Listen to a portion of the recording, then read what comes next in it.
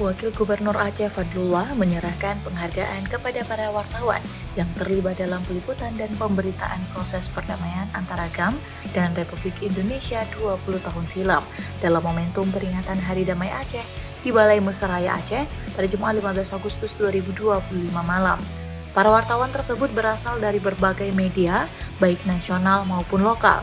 Kini, mereka merupakan jurnalis senior di Aceh. Di antaranya adalah Adi Warsidi, Muhammad Saleh, Ali Raban, Nasir Nurdin, Nurdin Syam, Muhammad Ansar, dan Zainal Arifin.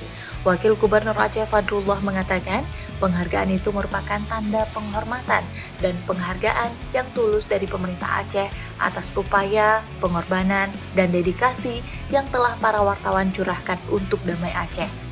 Selain kepada wartawan, pemerintah Aceh juga memberikan penghargaan kepada para tokoh dari berbagai unsur lainnya yang terlibat dalam proses perdamaian Aceh.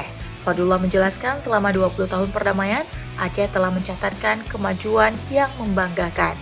Berdasarkan data Badan Pusat Statistik, Aceh kini termasuk daerah dengan indeks demokrasi yang tinggi.